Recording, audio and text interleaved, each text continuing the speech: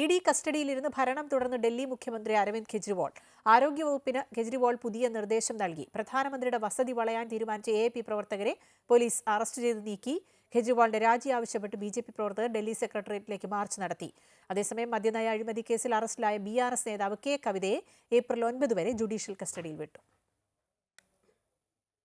ED കസ്റ്റഡിയിലിരിക്കെ ഉത്തരവ് പുറപ്പെടുവിച്ചുകൊണ്ട് മുഖ്യമന്ത്രി അരവിന്ദ് കെജ്രിവാൾ ജനങ്ങൾക്കൊപ്പമാണ് എന്ന സന്ദേശം നൽകാനാണ് ശ്രമിക്കുന്നത്. ഡൽഹിയുടെ ഭരണം നിയന്ത്രിക്കുന്നത് താൻ തന്നെയാണെന്ന് വ്യക്തമാക്കിയാണ് ജലവകുപ്പിന് പിന്നാലെ ആരോഗ്യവകുപ്പിനും കെജ്രിവാൾ നിർദ്ദേശം നൽകിയത്. മൊഹല്ല ക്ലിനിക്കുകളിൽ മരുന്ന് ക്ഷാമമില്ലെന്ന് ഉറപ്പാക്കാൻ ആരോഗ്യമന്ത്രി സൗരവ് ഭരദ്വാജിനാണ് കെജ്രിവാളിന്റെ നിർദ്ദേശം. दिल्ली के अस्पतालों में समय पे इलाज मिले, गरीब को भी मिले, मिडिल क्लास को भी मिले, मुफ्त इलाज मिले, मुफ्त दवा मिले, मुफ्त टेस्ट मिले।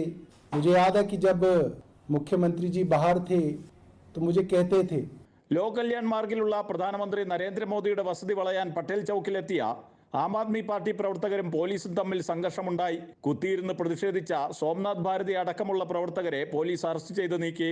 ഡൽഹിയിലെയും പഞ്ചാബിലെയും മന്ത്രിമാർ അടക്കമുള്ള മുതിർന്ന നേതാക്കൾ പ്രതിഷേധത്തിന്റെ ഭാഗമായി.